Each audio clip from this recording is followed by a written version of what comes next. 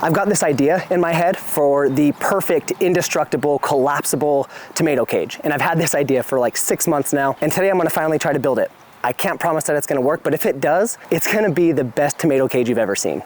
Now, I'm sure you've seen these tomato cages, right? Tomato cages, and they are marketed for tomatoes. But if you put this on a tomato, your tomato's gonna outgrow it within 3 weeks. The only thing I would ever recommend these cages for is maybe a pepper plant, but that's about it. So we need to build us something that is indestructible, that can handle a tomato, that gets tall, that gets big, that gets heavy, and I think I have the perfect plan. We just built this whole fence around our garden out of cattle panel.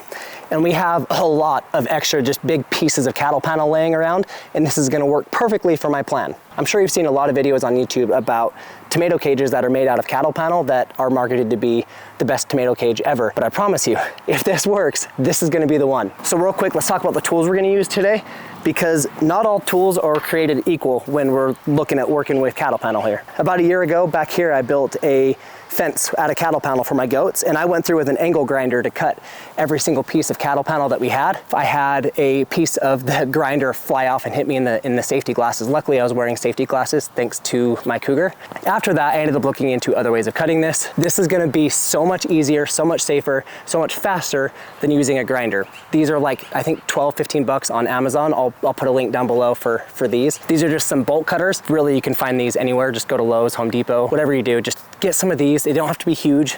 These ones are just fine. They work great. So first off, let's talk about how we're gonna cut this panel up. What we wanna do is I'm gonna take this cattle panel here. I'm sure you've seen cattle panel. You've probably worked with cattle panel before, but if not, this is what cattle panel looks like. But it normally comes in 16-foot sections. If you don't have a truck big enough to go get 16-foot sections, take your bolt cutters with you to Tractor Supply or wherever you're gonna go and just cut it in half and put it in the bed of your truck. That's gonna be 8-foot sections. That's gonna be much easier to deal with. You can go even a step further than that and cut it down into 2-foot sections, which is what we're doing today. 3 of these little squares here is 2 feet, and we're gonna make a 2-foot square with this cattle panel. And I know you're probably like, Brandon, I've seen this tomato cage before. I know what you're doing. No, you don't. This is different. I swear, it's in my head. It's gonna be great. So what I'm gonna do first is I'm gonna go through and I'm gonna cut up this cattle panel here. So just so I can show you how easy this is. I guess I should probably be paying attention because I meant 3 squares, not 2. So what I'm gonna do is set this over here because now I messed it up. 3 of these squares is 2 feet. 3 of these squares, not 2 of these squares. So once again, look how easy it is. So nice.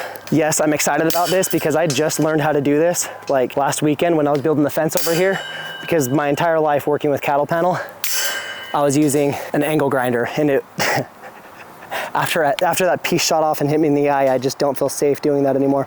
Okay, I'm gonna go ahead and lay this down.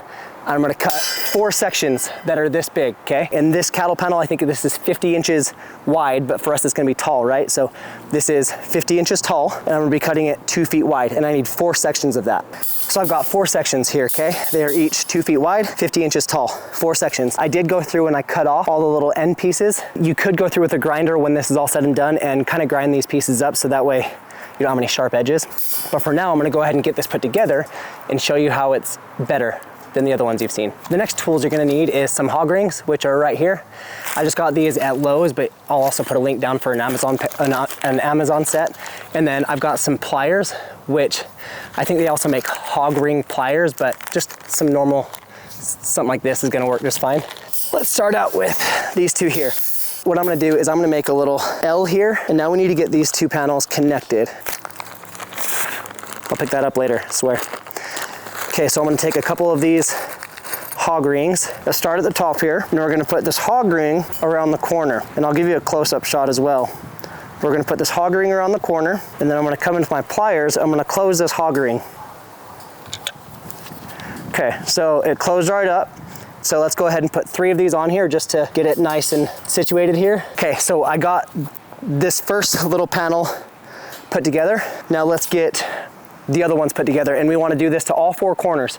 So we're going to hook all 4 corners of these together with these little hog rings here. Okay, so we've got everything hooked up. There are 3 of these little hog rings on each one. I ended up figuring out a little trick halfway through here, and instead of putting the hog ring on the actual junction itself on the corner and then putting the pliers on, you can just hold these hog rings inside the pliers and then put it on and crimp it, and it's 100 times easier. If you don't want to use hog rings, you could also use something, you could go get like little chain link connectors or anything metal. So I've seen a lot of people do connections like this with zip ties, and the problem with zip ties is at the end of the season, you gotta pull all the zip ties off, you gotta throw them away, and then at the beginning of the next season, you have to go through and reassemble all of your tomato cages, and that's not something I wanna do. I've also seen people when they do these cattle panel tomato cages, they will do it in 2 pieces instead of 4, and my only issue with that is the storage aspect of it. I want to be able to just set this up against a wall out of the way where I don't have to see it or worry about it all winter long. The ones that come in 2 pieces, they kind of make an L, and then they stack them on top of each other, and then they put them away that way, but it kind of takes up a whole lot of space. Now, before we get into if this is gonna work or not, because I haven't tested it yet, but I think it's gonna work. Let's talk about the bottom. So on the bottom, right now there's nothing that's holding it to the ground. And if you've grown tomatoes before, you know that the tomato is gonna get big and it might topple this thing over. One thing you could do is you could start cutting out these bottom pieces that go across, and that's gonna give you stakes to put in the ground if you start cutting all these out and leaving this middle one here. If you do it that way, I would take at least 2 of these out, so you have this whole section right here that is gonna be a stake for in the ground.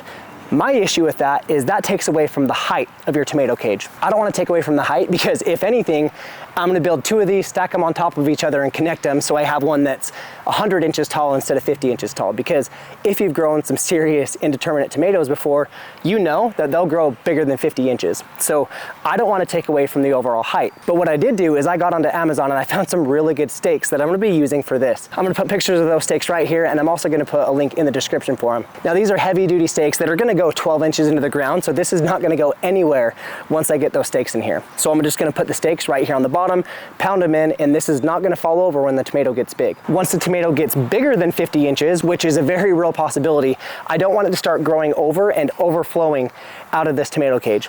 So what I might end up doing is I might do this same exact process, but do it long ways instead of wide ways so I can make a really tall one. Or I might just make another one exactly like this and then put it on the top of here and zip tie it together, or use these same little hog rings to put it together. Either way, for a lot of tomatoes, this is gonna be enough height and I'm not too worried about it. Let's go ahead and test this and see if it works the way that I hope it will. Moment of truth. I'm pretty sure this will work.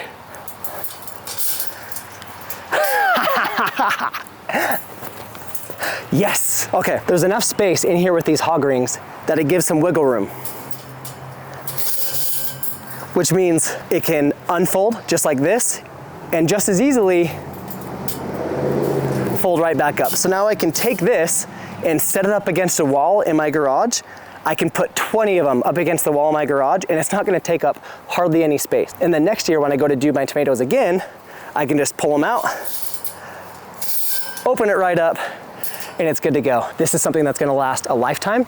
It's going to get put up really easily, taken down really easily, store really easily. If you enjoyed this video, go ahead and watch this video right here, because you're probably gonna enjoy that one too. Do me a favor, if you're not subscribed, go down, hit that subscribe button. It helps us out a lot and I really appreciate it. Thank you for watching, and I'll see you in that video right there.